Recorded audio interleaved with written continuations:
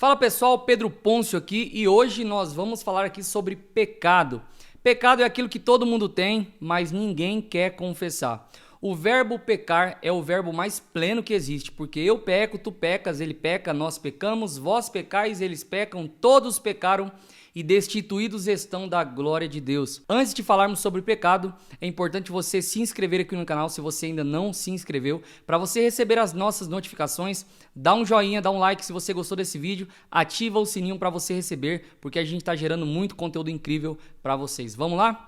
A primeira coisa que você deve entender é que quando nós falamos de pecado dentro da teologia, nós usamos o termo hamartiologia, porque a palavra grega para pecado é hamartia. Hamartia é pecado e então logia vem de logos, estudo. Então nós temos hamartiologia, a doutrina do pecado. Outra coisa interessante é que a etimologia da palavra pecado, ela é muito mais rica nas línguas originais. Quando você tem a palavra pecado no português, ela parece ser um pouco subjetiva. Pecado é o quê? Uma coisa espiritual. Pecado, sabe? No grego, você tem a palavra hamartia, que significa mudar de rota. No hebraico, você tem a palavra chatá, que significa literalmente errar o alvo. E você tem pecare no latim, que significa pisar em falso ou cair. Então a palavra pecado ela é muito mais rica nas línguas originais, no grego e no hebraico e também na Vulgata Latina, porque essas culturas elas não são subjetivas, elas são objetivas. Quando um judeu lembra de pecado, ele imagina alguém tentando acertar um lugar e errando esse lugar. Quando se fala em pecado na tradição judaica, alguém imagina alguém que está caminhando em direção a Deus e de repente muda de direção. E quando você muda de direção, você começa a se afastar de Deus. Quando você está em direção a Deus, você se aproxima dele. Quando você está numa rota diferente, você se afasta. Então essa é que é a ideia de pecado dentro da tradição judaica, dentro da tradição do Novo Testamento, sempre num sentido de alguém que está tentando se aproximar de Deus, mas que por um motivo erra e então sai da rota, cai, tropeça, erra o alvo. Esse é o sentido mais amplo e mais completo da palavra pecado. O Wayne Grudem definiu pecado dessa forma: pecado é deixar de se conformar à lei moral de Deus, seja em atitude, seja em natureza. O Wayne Grudem, o escritor dessa teologia sistemática incrível, ele define que pecado é não se conformar à lei de Deus. O que é conformar? A palavra conformar significa entrar dentro da forma. É como se uma forma quadrada, você tem que se adequar a isso. Pecado é quando você não entra na forma da vontade de Deus. Pecado é quando você não se ajusta à lei de Deus, à vontade de Deus. Outra coisa incrível que a gente precisa prestar atenção é que pecado está ligado a uma questão forense. Forense vem de fórum, vem de uma questão jurídica, judicial. Então, sempre quando nós falamos de pecado, nós tratamos o pecado à base de questões jurídicas. Pecado simplesmente é você quebrar uma regra. Pecado é você quebrar uma lei. E essa lei, nós falamos a respeito da vontade de Deus. Não necessariamente a lei que foi entregue para o povo no deserto, mas a lei representando toda a palavra de Deus, toda a vontade de Deus que para nós hoje está expressa na Bíblia Sagrada. Então vamos lá, sempre que você for falar de pecado, não se esqueça de pensar em uma linguagem forense, algo ligado a termos jurídicos. Você já ouviu falar em moralidade judaico-cristão? A moralidade judaico-cristã é nada mais do que a Bíblia Sagrada. Toda a cultura ocidental foi formada a partir da moralidade cristã judaica, porque ela contém valores cristãos, valores judaicos que foram tirados da Bíblia Sagrada. Até mesmo os códigos penais, civis, as leis que regem a cultura ocidental foram influenciadas diretamente pela Bíblia Sagrada, esse livro mais poderoso do mundo, o livro que mais influenciou a história. Então toda a história foi influenciada pela Bíblia. Ainda hoje, culturas comunistas, culturas totalitárias tentam lutar contra esse padrão de moralidade, porque eles sabem que os valores da Bíblia Sagrada representam a vontade de Deus, e a vontade de Deus, ela derruba qualquer tipo de tirania, derruba qualquer tipo de preconceito, qualquer tipo de racismo, qualquer tipo de tentativa de instaurar um regime totalitário em qualquer nação. A Bíblia Sagrada, por exemplo, é proibida na China comunista. A Apple, que é uma das maiores big techs do mundo, ela cedeu à China quando a China proibiu que a Apple colocasse na Apple Store o aplicativo da Bíblia Sagrada. Então, o aplicativo da Bíblia Sagrada na Apple Store, dentro da China, é proibido. De fato, a Bíblia é um livro muito perigoso mesmo, e a Bíblia Sagrada é a vontade de Deus que derruba qualquer tipo de regime totalitário. Outra coisa legal a se pensar em pecado é que pecado é ferir uma lei. E quando nós falamos em lei, a lei de Deus, a vontade de Deus, nós temos dois parâmetros que regem essas leis, ou seja, aspectos positivos e aspectos negativos. Os aspectos positivos é faça isto, faça aquilo.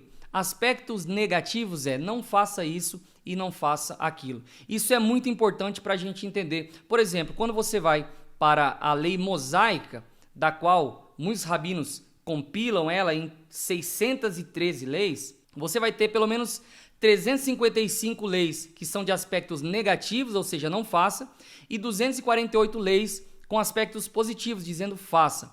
Um rabino judeu vai entender que 365 são 365 nãos de Deus, dizendo para você não faça, não faça, não faça, uma para cada dia do ano. E 248 são aproximadamente ali a quantidade de ossos que existem no corpo. Então, o faça isso, faça aquilo para um judeu, é Deus dizendo para você que você deve ter um estilo de vida, que o seu corpo, a sua alma, o seu espírito, o seu coração esteja entregue a Deus, esteja em processo de adoração. Até por isso, interessante, um judeu, quando ele está no muro da lamentação, que ele fica balançando a sua cabeça, ele entende que esse movimento faz com que todos os ossos do seu corpo se movimentem. Então, para ele, adorar a Deus em integridade é você expressar isso de forma viva, de forma articulada, com todo o seu corpo em movimento. Um judeu adora assim porque ele entende que não se pode separar a adoração da lei de Deus, da vontade de Deus, daquilo que você deve fazer e daquilo que você não deve fazer. A grande pergunta que surge é: qual é a origem do pecado? A primeira coisa que nós precisamos lembrar é que Deus é soberano, criador de todas as coisas, mas Deus não é o autor do pecado. Por que que nós dizemos que Deus não é o autor do pecado? Porque a Bíblia nos garante algo, e ela garante que Deus é justo, que Deus é santo, que Deus é bom. E Deus, ele não pode negar a si mesmo. As coisas são como são porque Deus é como é. E Deus não pode negar aquilo que ele é. E a Bíblia garante que Deus possui atributos que são próprios dele, ou seja, a santidade, o caráter, a justiça, o amor, a bondade, isso são próprios de Deus. Criar o pecado de forma proposital faz com que fira esses princípios absolutos e Deus então não é o autor do pecado. Deuteronômio 32:4, por exemplo, diz: suas obras são perfeitas, porque todos os seus caminhos são juízo. Deus é fidelidade e não há nele injustiça. É justo e reto. Esse texto de Deuteronômio mostra a retidão, a justiça, o caráter de Deus, e esse ser tão poderoso, tão justo, tão bom, não pode ser o autor do mal. Então, quem foi o autor do mal? Quem é o autor do pecado? Um grande teólogo dos primeiros séculos, Santo Agostinho, ele que foi um pai da igreja, o pai da filosofia cristã, ele chegou ao seguinte entendimento: o grande problema para Agostinho, e esse também é um grande problema da pós-modernidade, eu estou sempre no método FIRE instruindo meus alunos a abrirem a mente para isso aqui. A gente não pode pensar no pecado como uma entidade, como se o pecado ou o mal fosse um ser maligno, que tivesse consciência, que está atuando. Existem demônios, mas isso é outro assunto, isso é um plano angelical. Mas o pecado em si, ele não existe. O pecado é nada mais do que a ausência do bem. Então, quando Deus, para Agostinho, quando ele cria seres livres, com livre-arbítrio, que ele vai dizer, tanto o homem quanto os seres angelicais, ele cria então a possibilidade de que essas pessoas, esses seres criados, se afastem de Deus. Então, o que criou o mal, o que criou o pecado foi o livre-arbítrio. O fato do homem poder escolher entre Deus e poder escolher entre se afastar de Deus. Ao escolher se afastar, então o mal ele nasce. O mal ele é na verdade a ausência do bem. É como a história da luz e as trevas. As trevas na verdade não existem, o que existe é a ausência da luz. Essa é uma analogia interessante para você entender qual é a origem do mal. Agostinho entendeu dessa forma e nós também entendemos pela Bíblia que Deus é bom o tempo todo e Deus, sendo soberano, não é o autor do mal. Outra coisa importante para a gente falar é que Deus ele não foi pego de surpresa diante do pecado. Grave uma coisa que eu vou dizer para você. Deus não tem um plano B, porque o seu plano A é infalível. Quando o pecado surge na história, a gente vai entender pela Bíblia Sagrada que a história da criação, para Deus, é também a história da redenção. Quando Deus cria todas as coisas, a equação divina não foi pega de surpresa, porque Deus já previa a existência do mal, Deus já previa a existência do pecado, e é por isso que ele mesmo decide se encarnar, descer, entregar-se de forma sacrificial e pagar o alto preço que o homem jamais poderia pagar. Então Deus não é pego de surpresa, Deus se mantém soberano e também se mantém justo e também se mantém todo bondoso, todo amoroso. O primeiro pecado nós sabemos que aconteceu no plano angelical, mas o primeiro pecado na humanidade está registrado lá no capítulo 3 de Gênesis, quando o homem decide desobedecer. Uma coisa incrível é que Romanos capítulo 7 vai dizer que aonde não há lei, não há pecado. Ou seja, no Éden não havia lei e não havia a possibilidade do pecado até Deus colocar uma lei. Qual foi essa lei? Deus colocou uma árvore no meio do jardim e disse: dessa árvore você não pode comer, é a árvore do bem e do mal. Quando Deus estabelece uma lei, há então a possibilidade do pecado, há então a possibilidade da existência do mal, há então a quebra da lei e a partir daí que surge o pecado. Adão e Eva decidem acreditar que haveria outra coisa além de Deus que fosse verdade. Deus disse: você vai morrer. A serpente disse: você não vai morrer. Quando Adão decide confiar no que a serpente disse em detrimento daquilo que Deus disse, surge então mais um passo em direção ao pecado. Quando Deus diz que o homem nasceu para ser homem e nasceu para se completar em Deus, e o homem dá ouvido à serpente dizendo: você será como Deus, mais uma vez o homem deixa de acreditar em Deus e começa a acreditar na serpente. Mais um passo em direção ao pecado. Quando o homem então tem a atitude de comer do fruto, então o pecado está de fato consumado e o homem começa a entrar em estado de morte. Veja esse texto de Romanos capítulo 7. Que diremos, pois? É a lei pecado? De modo nenhum. Mas eu não teria conhecido o pecado senão por intermédio da lei.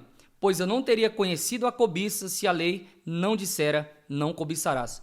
Paulo está reforçando mais uma vez que o pecado só existe por conta da lei. Pecado é ferir um mandamento, ferir a lei de Deus. Quando no jardim do Éden não havia nada de lei, então não havia a possibilidade do pecado. Mas quando Deus instaura uma lei, uma árvore, dizendo: não coma dessa árvore, porque quando você comer, certamente você morrerá. Então Deus entra em pacto, em aliança com Adão, e Adão quebra essa aliança, desobedecendo a Deus, preferindo dar crédito à serpente do que a Deus. Adão erra o alvo, Adão resbala o pé, Adão cai, Adão muda de rota. Ele estava olhando para Deus, se completando em Deus, tendo a sua vida voltada totalmente para a adoração a Deus. Quando ele decide fazer algo diferente daquilo que é a vontade de Deus, ele passa a olhar para si, tomar as suas próprias decisões, ser autônomo, e a palavra autônomo vem de fazer a própria lei. Então, o pecado consiste em deixar de fazer a lei de Deus e fazer a sua própria lei.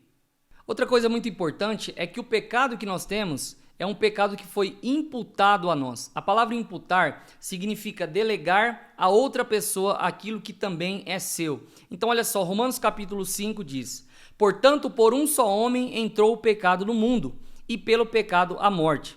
A morte passou a todos os homens, porque todos pecaram.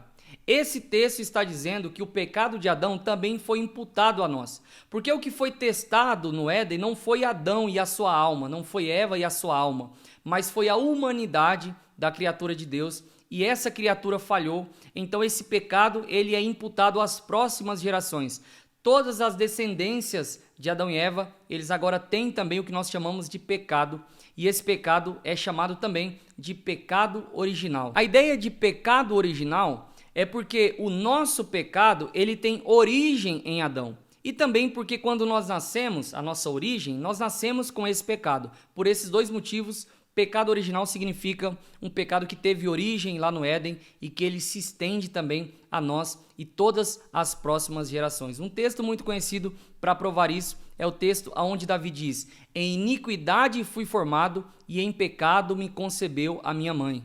Alguns vão dizer que o Salmo 51, Davi está falando a respeito do pecado da sua mãe, como se ela estivesse em adultério e ele fosse fruto de um adultério. Nada disso. Dentro do contexto, você vai ver que Davi está o tempo todo falando a respeito de si mesmo e do seu pecado. Ele diz, por exemplo, apaga a minha transgressão, compadece-te de mim, lava-me completamente da minha iniquidade, eu conheço a minha transgressão.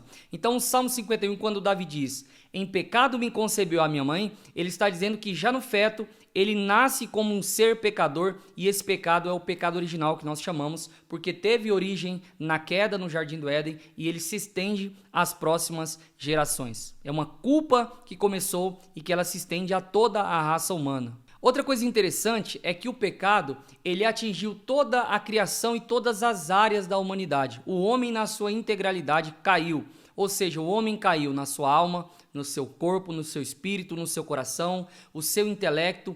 Tudo que foi criado no homem caiu e então entrou em estado de depravação. Nós sofremos as consequências em todas as áreas da vida. Por isso hoje nós somos doentes na carne, doentes na alma, doentes no espírito. Por isso que nós somos marcados por sofrimento. O sofrimento vem por consequência do pecado.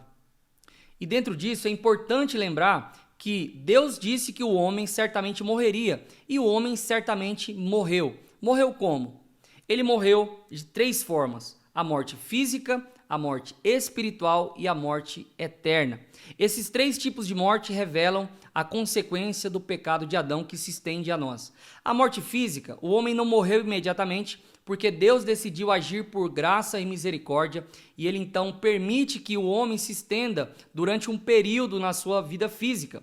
Mas o homem morreu espiritualmente, ou seja, está desligado, desconectado, afastado de Deus e o homem também está caminhando para a morte eterna. A morte eterna vem após a morte física. Dentro desse processo de 3 mortes, física, espiritual e eterna, Deus ele prepara uma solução, e a solução é o seu filho que viria ao mundo e que entregaria a sua vida para que pudesse salvar o homem. Adão e toda a geração antes de Cristo, ela era salva pela fé no Cristo que viria. A nossa geração pós-Cristo é salva pelo Cristo que já veio. Então, tanto no Antigo Testamento quanto no Novo Testamento, todos foram salvos por meio de Cristo. Aqueles do Antigo Testamento confiavam no invisível, Hebreus 11, Hebreus 12, e nós que somos cristãos confiamos naquilo que Cristo fez há 2000 anos atrás. Então o pecado existiu, mas ele não pegou Deus de surpresa, porque Deus já tinha a solução para o pecado. Deus já tinha o diagnóstico e Deus já tinha decidido, Pai, Filho e Espírito Santo, esse plano extraordinário de redenção. Quando nós falamos de pecado original, nós temos outras nomenclaturas para isso. Pecado original se fala de velho Adão, velha natureza, natureza carnal, natureza pecaminosa, natureza adâmica, o Adão que habita em mim, a Eva que habita em mim. Aí para as mulheres é um termo teológico muito usado. Mas vale lembrar que esse pecado original foi resolvido na cruz. Porém, sendo nós pecadores, a Bíblia diz que nós somos pecadores. João disse, aquele que diz que não tem pecado faz Deus mentiroso, está querendo fazer Deus mentiroso, e Deus não mente. E Deus diz na sua palavra que nós somos pecadores. Então nós temos o pecado original, a natureza pecaminosa, e portanto nós também cometemos ações pecaminosas. Nós entramos em um estado onde toda a nossa vontade, o nosso desejo é pecaminoso, e por isso nós acabamos ferindo cotidianamente a lei de Deus. E tem vários textos para provar isso. Por exemplo, Hebreus 11. Sem fé é impossível agradar a Deus. Você tem também todo aquele que comete pecado é escravo do pecado. João 8:34. Isaías 64 diz que todas as nossas justiças são como trapos de imundícia. Tudo aquilo que nós achamos que estamos fazendo de bom, para Deus ainda é trapo de imundícia, ou seja, absorvente usado. Aquilo que contamina, aquilo que não é puro, aquilo que não é purificado. Nós temos também João 6,44. Ninguém pode vir a mim se o Pai que me enviou não o trouxer. Não há nada que nós podemos fazer, nem no plano físico, nem no plano espiritual, para ser perfeitos. Quando nós vamos a Deus, na verdade, Jesus está dizendo, é o Pai quem traz vocês a mim, é o Pai quem me leva até vocês. Vocês, na condição de mortos em seus delitos e pecados, não podem procurar a Deus. Então, a condição humana hoje é essa. Nós estamos em estado de pecado, nós estamos com a natureza pecaminosa. Acredite, Romanos 7 vai dizer que esse pecado original, ele está em você e ele nunca vai sair, a não ser na volta de Cristo e na glorificação do corpo. Mesmo aceitando a Cristo, mesmo participando do batismo, que é a introdução à fé cristã, mesmo participando da ceia, que é a permanência na fé cristã, são simbologias, ainda assim nós continuaremos sendo pecadores, continuaremos com a natureza do pecado em nós, como se fosse um inquilino morando aqui dentro, porém a gente consegue conter essa natureza a partir da presença bendita do Espírito Santo de Deus. É por isso que o Romanos 7 finaliza de forma triste, dizendo que nós servimos a lei do pecado com o corpo. Mas Romanos 8 diz: nenhuma condenação há para os que estão em Cristo Jesus, porque o Espírito da lei de vida no Senhor me libertou da lei do pecado. O pecado é como se fosse uma lei que eu não consigo não cumprir, ou seja, eu sempre vou pecar. Mas a Bíblia diz que o Espírito Santo é uma lei maior que me ajuda a controlar essa natureza e viver cada dia mais um processo de santidade. Eu quero aplicar algo na sua vida, porque eu acho que não tem como acabar uma aula incrível falando de pecado sem aplicar isso na nossa vida. Então deixa eu aplicar algo muito legal na sua vida. Deus não perdoa problema. Enquanto você chamar os seus pecados de problema, Jesus não pode fazer nada. Quando você entender que seu pecado é pecado, se é mentira, se é lascívia, se é falta de confiança em Deus, se é falta de fé, tudo isso é pecado e não é problema. A nossa pós-modernidade chama tudo de problema. Eu estou com um problema aqui, o que é? Pornografia. Não, isso é pecado. Jesus já resolveu o problema do pecado original na cruz e ele também resolve os pecados que você comete cotidianamente. O problema é que você não pode chamar o pecado de problema.